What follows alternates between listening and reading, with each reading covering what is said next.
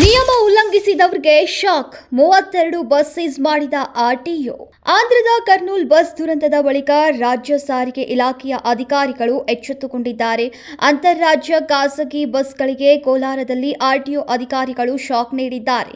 ರಾಷ್ಟ್ರೀಯ ಹೆದ್ದಾರಿ 75ರಲ್ಲಿ ಆಂಧ್ರ, ತಮಿಳುನಾಡು ಸೇರಿದಂತೆ ವಿವಿಧ ರಾಜ್ಯಗಳಿಗೆ ಸಂಚರಿಸ್ತಾ ಇದ್ದಂತಹ ಹಲವು ಖಾಸಗಿ ಟ್ರಾವೆಲ್ಸ್ಗಳ ಬಸ್ಗಳನ್ನು ಸೀಸ್ ಮಾಡಿದ್ದಾರೆ. ಖಾಸಗಿ ಬಸ್ಗಳಲ್ಲಿ ಲೋಪದೋಷ, 1 ಕೋಟಿಗೂ ಹೆಚ್ಚು ದಂಡ ವಸೂಲಿ.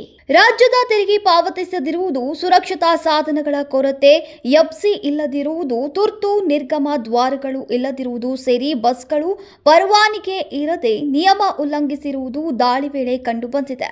32 ವಿವಿಧ ಕಂಪನಿಗಳಿಗೆ ಸೇರಿದಂತಹ ಮಲ್ಟಿ ಎಕ್ಸೆಲ್, ಸ್ಲೀಪರ್ ಕೋಚ್, ಐಷಾರಾಮಿ ಎಸಿ ಟ್ರಾವೆಲ್ಸ್ ಬಸ್ಗಳನ್ನು ಸೀಸ್ ಮಾಡಲಾಗಿದೆ.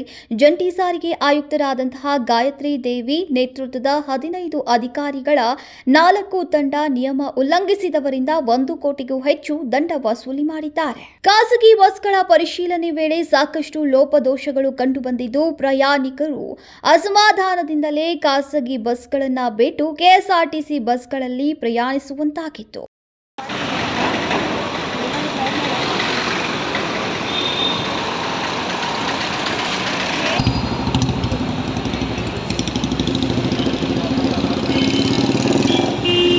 ನೀವು ಸಣ್ಣ ಆಗಬೇಕಲ್ವಾ? ಅದು ಒಂದು ಉತ್ತಮ ಆಹಾರದಿಂದ ಸಣ್ಣ ಆಗಬೇಕಲ್ವಾ? ಪ್ರತಿದಿನ ನಮ್ಮ ಜೀನಿ ಸ್ಲಿಮ್ನ ಯೂಸ್ ಮಾಡಿ ಯಾವುದೇ ಸೈಡ್ ಎಫೆಕ್ಟ್ ಇಲ್ದಂಗೆ ನೀವು ಸಣ್ಣ ಆಗ್ತೀರಾ.